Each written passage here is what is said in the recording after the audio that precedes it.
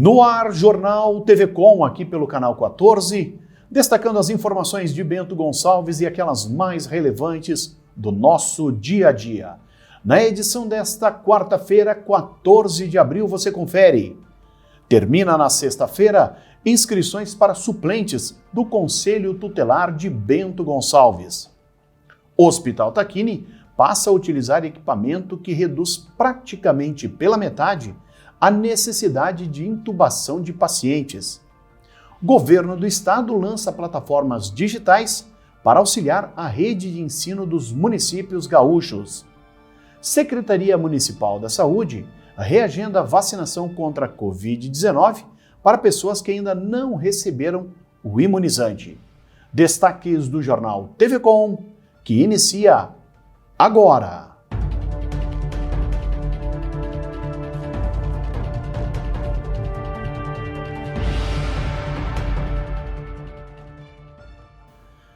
Seguem abertas até o dia 16 as inscrições do processo de escolha para suplência do Conselho Tutelar de Bento Gonçalves relativo ao quadriênio 2020-2024.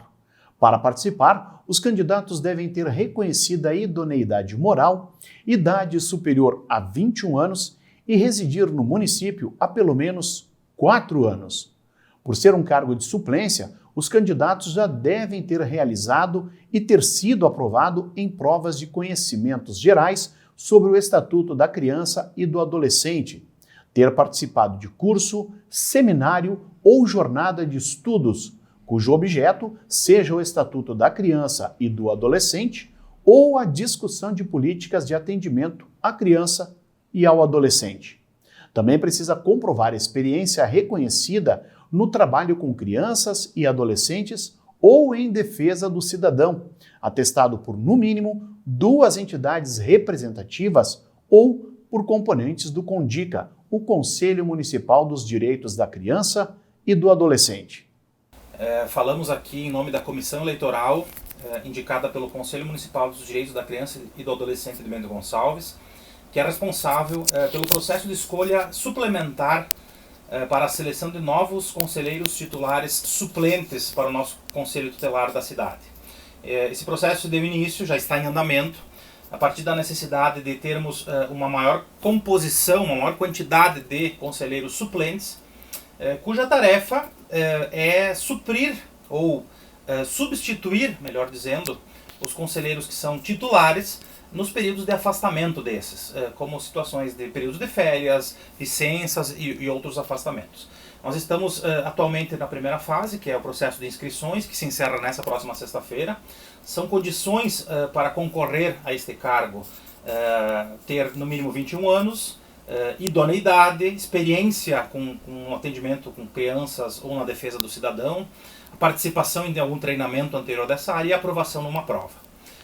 Entre as etapas que nós temos desse processo todo de escolha, então, após essa inscrição, nós teremos a análise documental e a habilitação desses candidatos, a prova que vai ser realizada de conhecimentos nesta área do Estatuto da Criança e do Adolescente, uma próxima etapa que é a votação propriamente, é na urna, não temos data deliberada neste momento, mas vai acontecer ao longo desse ano, e ao final, um curso preparatório obrigatório. Após isso, os candidatos estarão aptos a desempenhar este papel, este cargo, nesta condição de suplentes, substituindo os titulares nesses afastamentos. A inscrição dos candidatos deverá ser efetuada pessoalmente pelo candidato na sede do CONDICA. O local fica na rua 10 de novembro, 190, junto ao Complexo Administrativo Municipal, no horário das 8h30 às 11 da manhã e da 1h30 às 5 da tarde, entre segunda e sexta-feira. Desde setembro de 2020, os pacientes internados na UTI adulto do Hospital Tacchini com Covid-19 recebem o tratamento com um novo equipamento, o catéter nasal de alto fluxo. A tecnologia relativamente nova no Brasil ajudou a evitar a intubação de 75 dos 148 pacientes em que foi utilizada até o momento. O equipamento permite o aumento do fluxo de oxigênio enviado aos pulmões, além de garantir também o controle da umidade da temperatura e da concentração de oxigênio. A cânula nasal de alto fluxo, então, é um equipamento não invasivo, né? Um dispositivo não invasivo que a gente tem como recurso para melhorar a oxigenação do paciente, né? E esse dispositivo é conectado ao paciente através de uma cânula nasal, ou seja, é como se fosse uma máscara que é encaixada no nariz do paciente para entregar esse oxigênio em maior concentração, e esse oxigênio ele é umidificado e aquecido por esse equipamento que vai preencher todos os espaços da via aérea e gradativamente vai melhorando essa falta de oxigenação, né, pulmonar causado pela infecção pela Covid-19. O catéter nasal de alto fluxo também atua na ocupação de todo o sistema respiratório com oxigênio, permitindo a troca gasosa entre o pulmão e o sistema circulatório, mantendo os níveis de oxigenação e encurtando o tempo de recuperação. Como o equipamento é considerado não invasivo, o paciente permanece consciente e ativo durante todo o tratamento. Dessa forma, é possível potencializar também a efetividade dos demais tratamentos fisioterápicos de rotina. Diversos setores da economia pelo país estão em alta, mesmo diante da permanência do quadro de pandemia. Setores como a construção civil, reformas, imóveis de casa e de escritório estão entre os destaques, embora o perfil do empreendimento mudou de um ano para o outro. Mais destaques a gente confere na reportagem. A produção está a todo vapor nessa fábrica de telas em Betim. A demanda aumentou 40% no ano passado e o faturamento cresceu mais de 70%. Tanto que eles tiveram dificuldade de atender a todos os clientes por falta de aço no mercado. O gerente explica que muita gente usa as telas para fazer reformas em áreas rurais, que se tornaram um refúgio nessa pandemia. O boom é motivo de comemoração para a empresa, que é ligada a uma entidade filantrópica. Todo o dinheiro vai para as obras sociais. Nós sentimos uma queda no início da pandemia e, posteriormente, nós vimos necessidade de implementar estratégias de venda, estratégias comerciais e de comunicação, divulgação dos produtos, para alavancar as vendas. Na loja de material de construção, a remessa de tubos de PVC chegou em boa hora para atender a demanda crescente ao longo da pandemia. Todo tipo de material para reforma está tendo boa saída, garantindo 5% de aumento nos lucros do ano passado. O gerente comercial está no ramo há mais de 30 anos e diz que nunca viu um mercado tão aquecido. A gente atribui ao auxílio emergencial, que ajudou bastante, a quantidade de alta de preço de material, porque os clientes estavam cada vez mais preocupados com o aumento, então queria comprar antecipado para não ter aumento. Com mais tempo em casa, uma demanda vai puxando a outra. Depois de reformar o imóvel, é preciso garantir o ambiente adequado para o home office. Afinal de contas, ninguém quer ficar com dor nas costas. E um ambiente organizado, bem ergonômico como esse, faz toda a diferença. Que o diga Cleide, que sentiu bom momento e investiu no negócio dedicado exclusivamente aos escritórios. Ela conta com a produção de móveis do irmão, que virou a chave para a fabricação de mesas, armários e cadeiras corporativas. Isso é só o começo. Vai melhorar bem esse setor, esse segmento, e as pessoas que têm essa possibilidade de trabalhar com isso, eu acredito que vai ser muito beneficiada no futuro daqui para frente. A loja da Cleide é o exemplo do quanto novas demandas trazem oportunidades. No ano passado, a abertura de empresas passou de 3 milhões no país, um recorde de acordo com o Sebrae. Para o analista da entidade, é bom o empreendedor saber captar as necessidades do mercado. Eu acho importante olhar para os setores tradicionais, aqueles setores que sempre existiram, e eles sempre existiram porque eles atendiam as necessidades dos consumidores, mas entender como que a necessidade do consumidor mudou durante a pandemia. Já está disponível aos municípios gaúchos a possibilidade de adesão às plataformas educacionais Elefante Letrado, Árvore e Plataforma Gamificada de Matemática. A ação tem o intuito de qualificar o processo pedagógico e incrementar o uso de novas ferramentas digitais no aprendizado dos estudantes das redes municipais, além de reforçar o regime de colaboração entre o Estado e os municípios. Na ocasião do lançamento, feito na terça-feira, foram apresentadas as 3 plataformas que funcionam como suporte na implementação de metodologias ativas, na promoção da democratização do acesso à educação e na inclusão dos estudantes no mundo digital. As escolas da rede estadual de educação já utilizam as plataformas Elefante Letrado e Árvore. Os pedidos das prefeituras devem ser direcionados à Central de Licitações da Secretaria de Planejamento, informando o quantitativo que pretendem contratar, cabendo ao órgão analisar a solicitação e deliberar.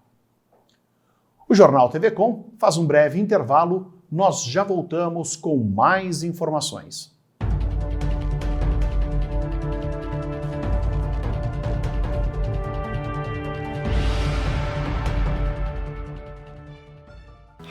Fofuxo, você sabia que o Brasil produz quase 80 milhões de toneladas de lixo por ano?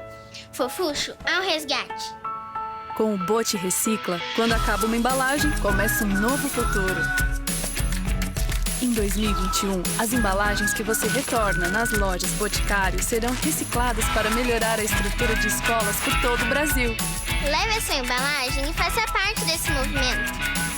Você retorna, o Bote Recicla e transforma.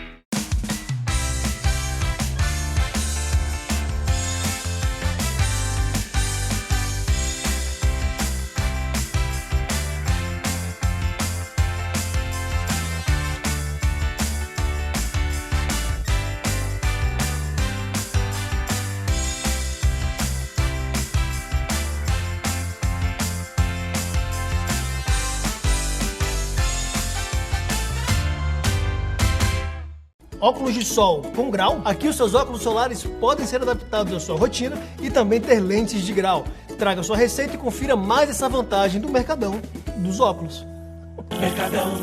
Mercadão dos óculos. A Multiarte, com fábrica de estofados há 16 anos em Garibaldi, conta agora com uma loja de 1.000 metros quadrados, junto à fábrica para atender você com o que há de melhor. Além da qualidade já conhecida nos estofados, conta também com salas de jantar, poltronas, puffs e móveis complementares, ótimo acesso e estacionamento amplo. Multiarte, na BR 470, sentido Bento Garibaldi, antes do Castelo Benvenuti.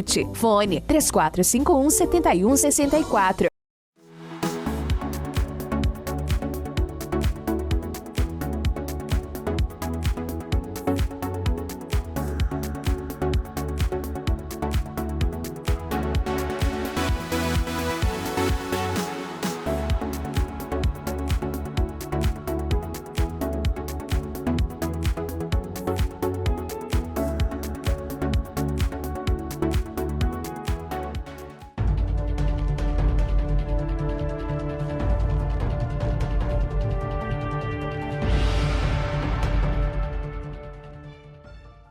Praticamente nada vai mudar em relação ao clima no estado ao longo da quinta-feira. E isso porque a massa de ar seco e frio continua agindo sobre o Rio Grande do Sul e a única diferença será o aumento da nebulosidade. Nesta quinta-feira, a circulação de ventos ainda vai estimular a formação de algumas áreas de instabilidade sobre a região sul. As pancadas de chuva podem acontecer já pela manhã, especialmente entre Santa Maria, São Luís Gonzaga e Uruguaiana, onde há risco para temporais. Nessas áreas, a chuva vai intercalar vários períodos de sol. Em grande parte das outras áreas do Rio Grande do Sul, no oeste catarinense e na região de Foz do Iguaçu, a quinta-feira ainda vai começar com bastante sol e deve chover apenas no fim do dia. O tempo vai continuar firme e sem chuva na Grande Porto Alegre e na maior parte das outras áreas do sul do Brasil. Também não chove nas capitais Curitiba e Florianópolis, apesar do excesso de nebulosidade. Em Porto Alegre, mínima prevista de 16, máxima de 29 graus, e em Curitiba, mínima de 12, máxima de 21 graus. Para esta quinta-feira, o Climatempo indica para Bento Gonçalves a presença do sol entre nuvens e sem previsão de chuvas. As temperaturas devem variar entre a mínima de 12 e a máxima chegando aos 28 graus. No Jornal TV Com, a gente confere agora o comentário de Adroaldo Dalmas.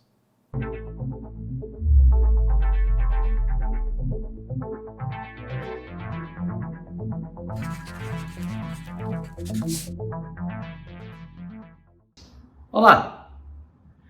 Quem passava hoje pela Rua Vitório Carraro com a esquina da Batista Dosso, ali na entrada do bairro Santa Marta, via uma movimentação dos servidores públicos municipais retirando aquela que se tornou a fatídica sinaleira, que foi tão comemorada naquele entroncamento quando colocada aproximadamente 2 anos e meio atrás, e que acabou funcionando por 1 ou 2 meses e foi desligada e nunca mais piscou. Pois agora foi retirada, pelo visto, para nunca mais ali ter lugar e vez. Mas o que chamava mais atenção para quem fosse atento e estivesse percebendo uma movimentação é de que hoje, na Vitória Carraro, havia sido também tirado ali naquele ponto os tachões, tanto os que dividem a pista, quanto aqueles que estreitam a pista. Aqueles que com o veículo você é colocado num brete, como tem em tantos lugares da cidade. Algo que já havia acontecido poucos dias atrás, poucas semanas atrás, na mesma Vitória Carraro, um pouco antes, ou seja, em ponto que também havia sido tirado os tachões. Fato que vem chamando a atenção porque não é a primeira vez que se vê a retirada de tachões e o aparecimento de outros ou os mesmos tachões nos mesmos pontos. Além, é claro, da colocação que tem chamado a atenção desse tipo de tachões em pontos bastante questionáveis de necessidade. Nós temos visto aí a cidade se transformar num brete, seguido em vários pontos, nessa perspectiva de condução do trânsito. Mas, tirada a questão técnica ou não desse tipo de procedimento, o que chama a atenção é a questão dessa retirada e colocação nos mesmos pontos desse tipo de equipamento urbano, os tachões. Por que se tira e tanto coloca e tira e coloca tachões no mesmo ponto? Nem vou falar dos locais questionáveis. Olhando o site da prefeitura, se verifica que a empresa que tem colocado e tirado esses tachões, assim como também tem sido encarregada de fazer a pintura ou fornecer algumas placas, teve um faturamento através do município nos últimos 4 anos de R$1.050.000. Só esse ano, com sinalização, já está gasto R$150.000. A sinalização é importante? Claro que sim. Mas esses 2 aspectos chamam a atenção. Colocar tachões em pontos questionáveis e tirar e colocar tachões no mesmo ponto. Os tachões naquele ponto estavam ok, inteirinhos, bonitinhos. Bom, se eles vão voltar para aquele local, resta saber se são os mesmos, e se são os mesmos que foram tirados. E se forem colocados outros, por que teriam sido tirados aqueles que estavam bons para colocar outros? É um questionamento que deve ser verificado. Vamos tentar encontrar as respostas, porque elas estão bastante nebulosas. Por outro lado, aproveitando, já que estou falando de trânsito, como interessante as pinturas que são feitas durar tão pouco. Está sendo verificada a durabilidade e a garantia dessas pinturas que em 3, 4 meses simplesmente desaparecem. Acho um detalhe interessante a ser observado porque já temos ouvido muitas histórias a respeito desse pinta e não pinta, troca a placa e não troca e sobremaneira a questão que envolve o coloca e não coloca e tira e coloca os mesmos tachões.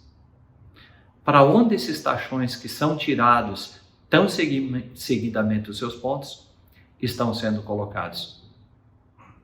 E se vai estar no mesmo ponto, são os mesmos ou são outros, como vem acontecendo? Pensem nisso e fiquem com Deus.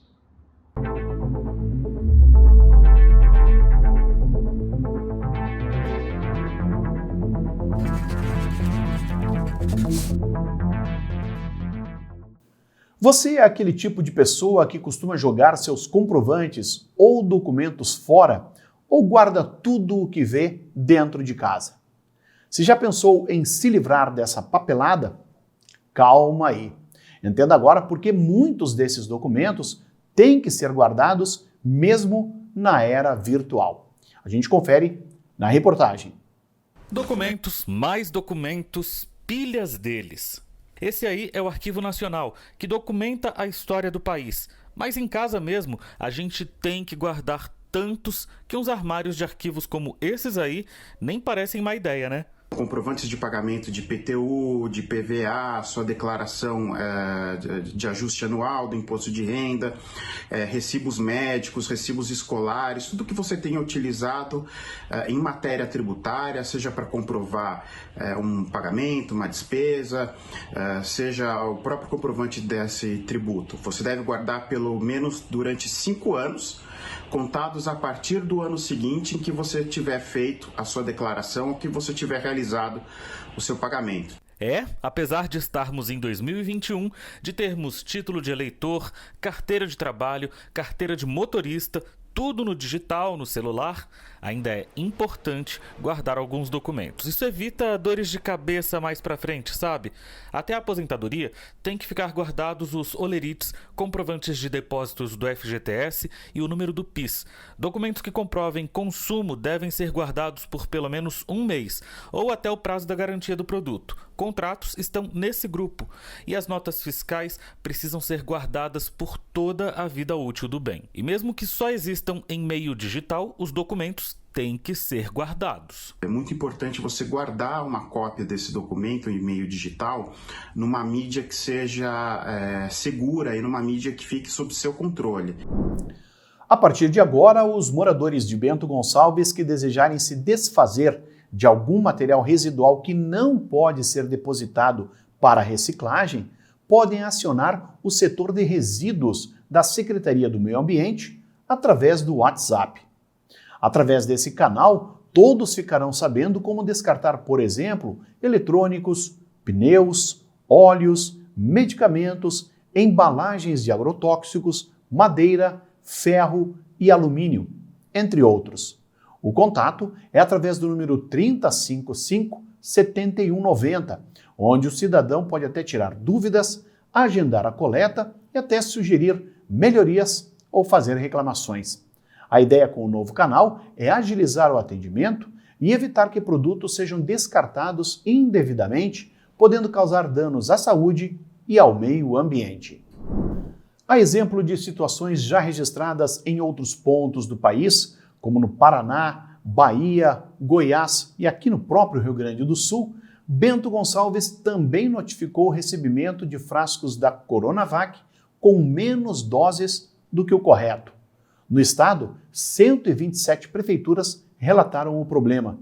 Aqui no município, foram verificados até o momento pelo menos 2 casos em que, ao invés de 10 aplicações, as unidades permitiram somente 9 injeções. Mesmo assim, de acordo com a prefeitura, o imunizante pôde ser utilizado normalmente.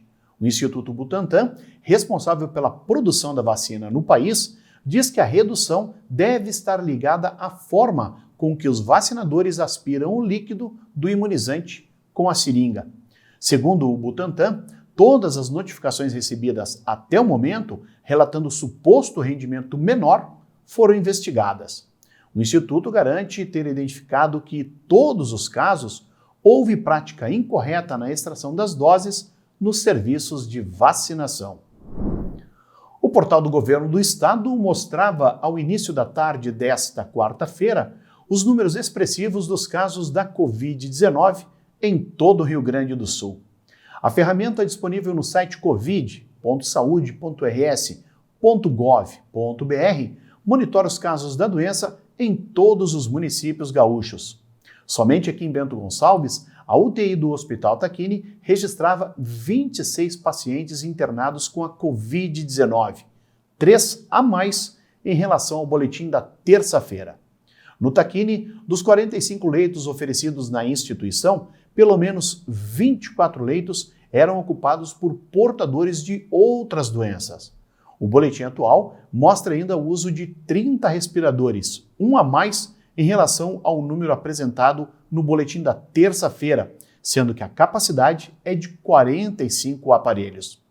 Quanto à ocupação no uso de leitos fora da UTI, cuja capacidade é de 73 unidades, atualmente 48 seguem internados, 4 a mais que na terça-feira ou 7 a mais se comparados ao boletim da segunda-feira.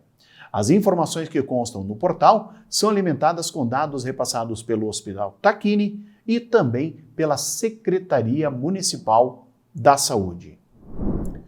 A Secretaria de Saúde aqui de Bento Gonçalves está realizando um novo agendamento da imunização aos idosos a partir de 64 anos e aos profissionais da saúde.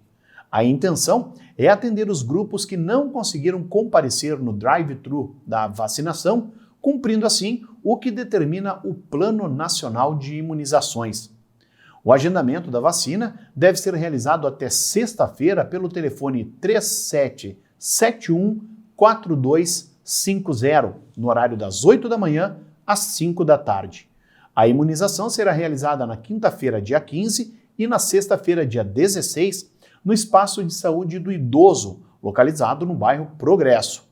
Para os profissionais da saúde, é obrigatório ter o cartão do SUS e o cadastro do sistema da Prefeitura Municipal.